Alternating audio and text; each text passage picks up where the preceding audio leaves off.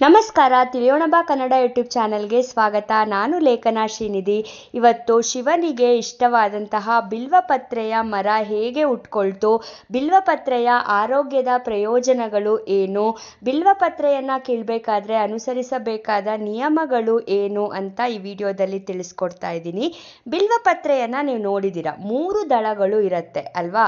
ಈ 3 ದಳಗಳು ಶಿವನ 3 ಕಣ್ಣುಗಳನ್ನು, ಬ್ರಹ್ಮ ವಿಷ್ಣು ಮಹೇಶ್ವರರನ್ನ ಮತ್ತೆ ತ್ರಿಶೂಲವನ್ನ ಪ್ರತಿನಿಧಿಸುತ್ತೆ. ಬಿಲ್ವಪತ್ರೆಯ 3 ದಳಗಳು ಸತ್ವಗುಣ, ರಜೋಗುಣ ಮತ್ತೆ ತಮೋಗುಣಗಳ ಸಂಕೇತ ಅಂತ ನಂಬಲಾಗುತ್ತೆ.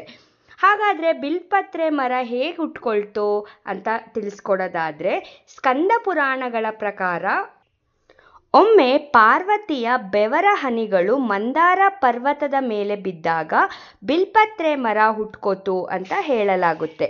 ಪಾರ್ವತಾದೇವಿ ಗಿರಿಜೆಯಾಗಿ ಮರದ ಬೇರಿನಲ್ಲಿ, ಮಹೇಶ್ವರಿಯಾಗಿ ಕಾಂಡದಲ್ಲಿ, ದಾಕ್ಷಾಯಿಣಿಯಾಗಿ ಕೊಂಬೆಗಳಲ್ಲಿ, ಪಾರ್ವತಿಯಾಗಿ ಎಲೆಗಳಲ್ಲಿ, ಗೌರಿಯಾಗಿ ಹೂಗಳಲ್ಲಿ ನೆಲೆಸಿರ್ತಾಳೆ ಅಂತ ಹೇಳಲಾಗುತ್ತೆ.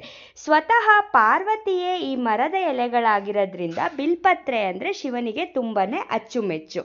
ಜೊತೆಗೆ ಬಿಲ್ಪತ್ರೆಯಲ್ಲಿ ಮಹಾಲಕ್ಷ್ಮಿಯೂ ಸಹ ನೆಲೆಸಿರ್ತಾಳೆ ಅಂತ ಹೇಳಲಾಗುತ್ತೆ. ಬಿಲ್ಪತ್ರೆಯನ್ನ ಶಿವನಿಗೆ ಅರ್ಪಿಸಿ ಪೂಜೆ ಮಾಡೋದ್ರಿಂದ ಸಕಲ ದೇವತೆಗಳನ್ನು ನಾವು ಪೂಜೆ ಮಾಡ್ದಂಗೆ ಆಗತ್ತೆ ಅನ್ನೋಂತಹ ನಂಬಿಕೆ ಇದೆ. ಬಿಲ್ಪತ್ರೆ ಮರವನ್ನು ಮುಟ್ಟಿದ್ರೆ ಸಾಕು, ಸಕಲ ಪಾಪಗಳು ನಿವಾರಣೆ ಆಗತ್ತೆ ಅಂತ ಹೇಳಲಾಗುತ್ತೆ. ಹಾಗಾದರೆ ಬಿಲ್ಪತ್ರೆಯಲ್ಲಿ ಇರ್ತಕ್ಕಂತಹ ಆರೋಗ್ಯದ ಪ್ರಯೋಜನಗಳು ಏನು ನೋಡೋಣ. ಬಿಲ್ಪತ್ರೆಯಲ್ಲಿ calcium, fibre, vitamin A, C, B1, B6 ನಂತಹ ಪೋಷಕಾಂಶಗಳು ಇರೋದ್ರಿಂದ ಅಸ್ತಮ, ಕಾಮಾಲೆ, ಹೊಟ್ಟೆಗೆ ಸಂಬಂಧಿಸಿದ ಸಮಸ್ಯೆಗಳು, ಅನಿಮಿಯಾದಿಂದ ನಾವು ಮುಕ್ತರಾಗ್ಬೋದು. ಹಾಗಾದರೆ ಬಿಲ್ಪತ್ರೆ ಎಲೆಯನ್ನು ಕೀಳಬೇಕಾದ್ರೆ ಕೆಲವು ನಿಯಮಗಳನ್ನು ಅನುಸರಿಸಬೇಕು. ಆ ನಿಯಮಗಳು ಏನು ನೋಡೋಣ. ಸೋಮವಾರ, ಹುಣ್ಣಿಮೆ, ಅಷ್ಟಮಿ, ನವಮಿ ಬಿಲ್ಪತ್ರೆ ಎಲೆಗಳನ್ನು ಕೀಳಬಾರ್ದು. ಶಿವನಿಗೆ ಬಿಲ್ಪತ್ರೆಯನ್ನು ಅರ್ಪಿಸುವಾಗ ಎಲೆಯ ತುದಿ ಶಿವಲಿಂಗದ ಕಡೆ ಇರುವಂತೆ, ಅಂದರೆ ತೊಟ್ಟು ನಮ್ಮ ಕಡೆ ಬರೋ ಹಾಗೆ ಅರ್ಪಿಸಬೇಕು. ಮರದಿಂದ ಎಲೆಗಳನ್ನು ಕೀಳಬೇಕಾದ್ರೆ ಓಂ ನಮಃ ಶಿವಾಯ ಅನ್ನೋಂತಹ ಮಂತ್ರವನ್ನು ಪಠಿಸಿ ಆಮೇಲೆ ಬಿಲ್ಪತ್ರೆ ಎಲೆಯನ್ನು ಕೀಳಬೇಕು.